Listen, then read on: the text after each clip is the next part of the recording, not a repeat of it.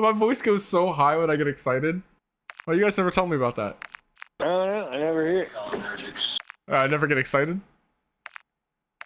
No, you just always sound like a bitch.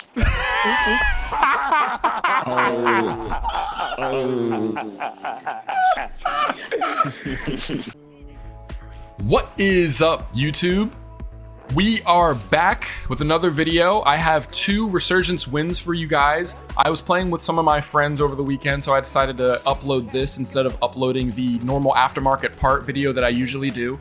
There was an aftermarket part that was released in-game this week, and it was for the RGL 80. It's an aftermarket part. I'm not even entirely sure what it all does, but I did unlock it. I unlocked it in zombies like I normally do, and considering the fact that I played for about 8 hours on stream yesterday and I wasn't killed by the aftermarket part for the RGL 80, I would assume that it's probably not worth using. I'm not entirely sure on that. Maybe that nobody unlocked it and nobody's really used it, so we may not really know how powerful this aftermarket part really is. But judging from the fact that I haven't really seen it used or didn't see it on the ground, I didn't see anybody talking about it, I would assume that it's probably one of those more mid aftermarket parts that we have gotten in this game. In some other Call of Duty related news, I do believe we are getting a Kar 98 nerf, which is somewhat interesting only because I have been kind of crying about the Kar 98 being overpowered, especially in Warzone.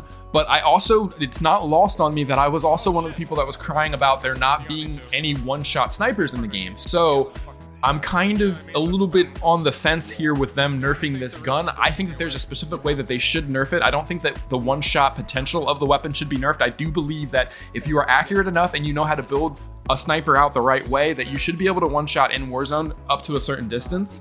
However, with the Kar 98 in specific, I believe that it's a fire rate issue, kind of. I believe that that gun shoots a little bit too fast. I feel like you can get a follow-up shot pretty quickly, especially considering how powerful it is with the one-shot potential. I feel like they could nerf the fire rate there a little bit and it would kind of balance things out a little bit more. Again, I just want to be nuanced there because I was one of the people that was crying about there not being one-shot snipers. Then here we are crying about the Kar 98 needing to be nerfed. But I also think it's kind of a weird situation where they added a weapon, especially a nostalgic weapon like the Kar 98. So obviously everyone's just going to want to use it off rip. Not to mention Call of Duty's history of adding weapons that are always overpowered right off rip. So again, I'm being nuanced here, but it is coming an update in the future. They are going to nerf the Kar 98. We're also approaching the mid-season or reloaded update for Season 4 in Modern Warfare 3 and Warzone. And we are getting the SPAS 12 shotgun being added when that update goes live. And the only details that I can really give you on the SPAS 12 without actually having it in my hands is that we are going to get 2 firing modes with it. You're going to be able to shoot it in semi-auto mode as well as the pump action mode. I'm assuming that there's going to be perks and drawbacks to using either mode. You might be better off using the semi-auto mode in something like multiplayer where you need a little bit more speed, and the pump action mode might be better for Warzone where you might need a little bit more range and power. I'm not sure, but we'll be able to play around with it to see which mode is better. And like I said, we are approaching that mid-season update. I believe that is within the next 2 weeks or so. Moving on from Call of Duty, there were a couple of X-Defiant updates that went live in the last few weeks that I do want to touch on. The first update that went live, I believe, gave snipers some flinch and also nerfed the jump shotting. So if you are one of those people that aim down sights and just like to spam and bunny hop when you were in a gunfight, they kind of nerfed it so that the more you spam the jump button, the more your accuracy is kind of hindered by that. It's almost like they're adding some aim idle sway to your character when you're jumping and you're spamming the jump button, which is interesting. I have played since these updates have went live, but I haven't really been able to specifically test the whole jump shotting thing, especially considering I wasn't necessarily one of a big bunny hopper myself with the X-Defiant. I do use the jump button while shooting just like I do in Call of Duty, but I've never been one to kind of spam it. I've kind of been one to just kind of shoot, jump once, and then kind of just let the gunfight kind of play out. Just try to throw my opponent's aim off just initially there. The second update that they added is an update that I don't really necessarily love or agree with, but they increased the weapon levels and the requirement to unlock a gold weapon. You have to get now 200 weapon levels instead of the previous 100 weapon levels, which again, it takes a long time to level up a gun in X-Defiant. I do think that they kind of adjusted the weapon XP so that you do get more weapon XP in game, but before it took a long time to get a gun to weapon level 100, so now you got to get it all the way up to level 200 just to unlock the gold camo. And I also want to touch on the gold camo. It doesn't look very great in this game. I believe that the bronze camo, which you unlock a lot earlier than the gold camo, might look better than the gold camo, so they probably need to do something about that.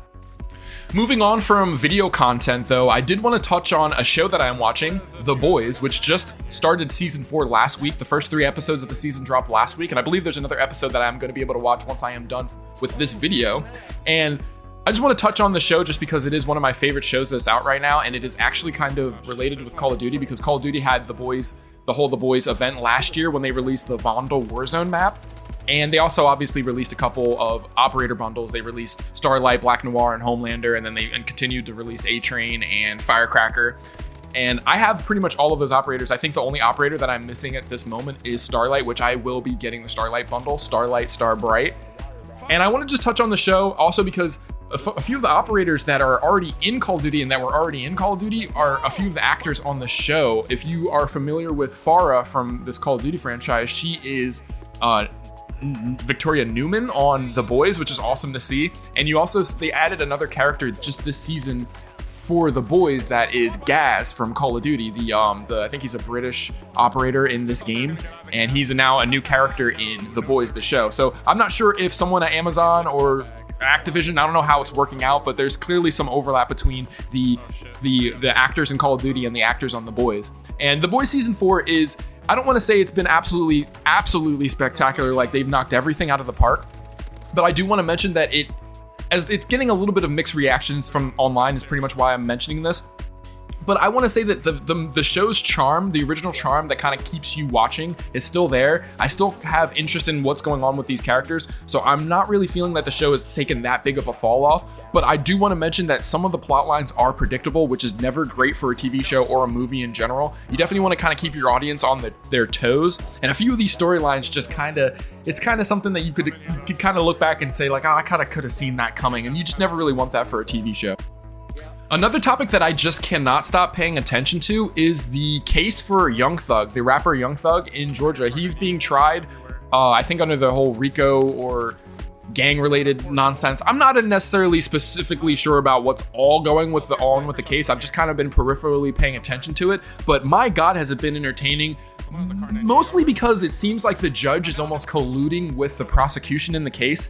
There was some sort of ex parte meeting with a sworn witness in the judge's chambers that the defense attorney got wind of, and then he tried to expose the whole thing, and the judge, instead of actually addressing the fact that there was some sort of no or illegal ex parte meeting that then took place, he was so obsessed with how the defense attorney even found out about it in the first place. And it just seems like everything is just going downhill with this case. It seems like they're taking a whole bunch of unnecessary breaks, and the amount of time that it's taken just for them to get to this point is insane, and yet they are expecting this trial to go on for another year potentially just because the defense wants to keep adding witnesses and adding evidence that isn't even necessarily 100% relevant to the case. There's just a whole bunch of stuff that's going on. If you haven't been paying attention to the Young Thug case, I highly urge you to just kind of peep in there and just see what's going on. Again, they are videotaping all of the trial proceedings. I think they're actually live streaming it, so you can check that out and let me know what you guys think. So as an experiment to see how many people are sticking around to the end of these videos or paying attention at the end of these videos, I want to start something of a little bit of a debate down low. I want you guys to choose garlic bread or biscuits and gravy. So I want you to imagine that whatever option that you do not choose is omitted from history altogether. It does not exist anymore. Everyone forgot about it. I want you to choose one and to describe why you choose whatever option that you did decide to choose. And I'm gonna give my answer to the same question as well as my reasoning behind why I chose what I chose in next week's video. So stay tuned for that. With all of that being said, that is essentially the video. I would like to thank everyone for watching. I would like to thank my new team, Talus, for giving me support in my streams and in all of my videos. I do have a TikTok that is scheduled for this Friday, so be on the lookout for that, which reminds me, I am on TikTok, Snapchat, Instagram. I'm on all of the social media, so be sure to follow me at Shadow Shadnik on all social media platforms. Once again, I want to reiterate, I am streaming on your favorite streaming platform, whether that is YouTube, Twitch, or Kick. I start about 12 o'clock and we do Monday, Tuesday, and Wednesday. Every now and then I'll try and get in some other streams here and there, but for now, that is my schedule. Monday, Tuesday, and Wednesday starting at 12. But we will be back with another video next week. Peace. Motherfuckers with that motherfucking Carnani. I love that thing. What do we got? Look at that. 11. Let's go. Wow. I had 1 kill again. Oh, wow. GG's. Good one. Run that back. I'm gonna let Alabama's get her ass kicked. no, I'm gonna let Little Obey take my spot. I'm gonna get off. What? No! I gotta be Can't up. leave on a win, dude. Bad juju.